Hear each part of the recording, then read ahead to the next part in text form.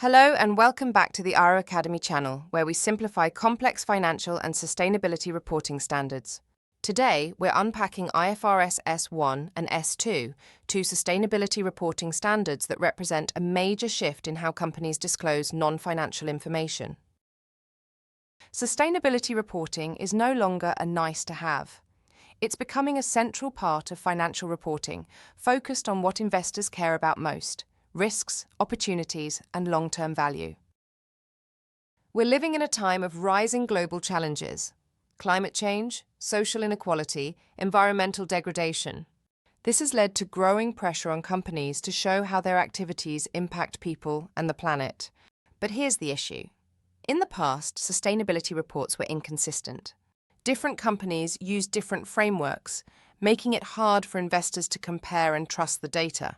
To enhance global consistency, the IFRS Foundation created the International Sustainability Standards Board, or ISSB, tasked with developing global sustainability disclosure standards. The ISSB launched IFRS S1 and IFRS S2 effective from January 1, 2024. These standards offer a global baseline for sustainability disclosures, focusing on consistency, quality, and decision usefulness, especially for investors. The best part? Any company can use these standards, regardless of whether they report under IFRS or other accounting rules. Let's begin with IFRS 1, which outlines the general requirements for sustainability-related financial disclosures. This standard is designed for companies that either must comply or choose to report under ISSB guidelines. It asks organizations to disclose material sustainability-related risks and opportunities, those that could affect cash flow, access to finance, or cost of capital. These disclosures are structured around four key pillars. 1. Governance: who oversees sustainability in your organization? 2. Strategy: how are sustainability factors embedded in your business strategy? 3. Risk management: how do you identify and manage sustainability risks? 4. Metrics and targets: what goals have you set and how are you tracking progress? IFRS S1 also sets out some critical requirements for how and when sustainability information should be reported. These requirements include: reporting scope: sustainability reports must cover the same entities as the financial statements for consistency.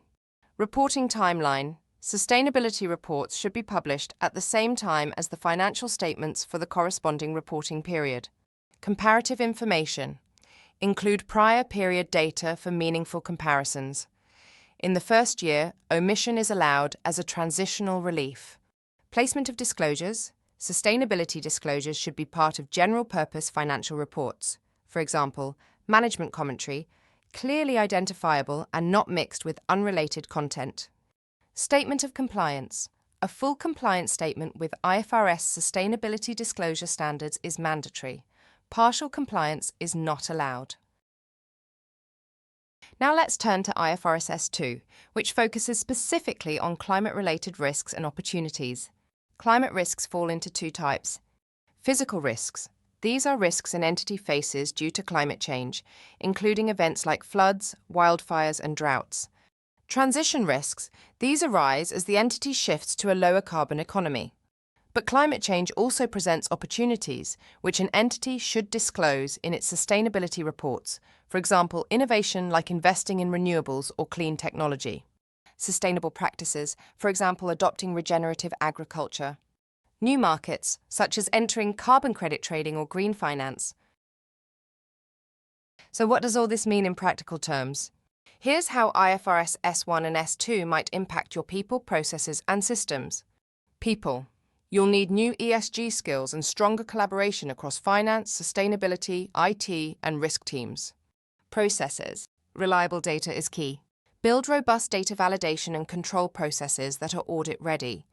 Systems: integrate ESG into your ERP and reporting tools. Consider new tech to support analytics and compliance. Sustainability reporting isn't just about checking boxes. Done right, it helps companies to make better strategic decisions and spot new business opportunities. It can attract green investments and build long-term resilience. And also, with automation and analytics, sustainability data can become a powerful decision-making tool. Don't forget to like and subscribe to our YouTube channel for more content on ESG, IFRS, and financial reporting. Follow AARO Academy on social media to stay updated on new events and learning opportunities. Thanks for watching. If you found this helpful, give us a thumbs up and subscribe for more insights from AARO Academy.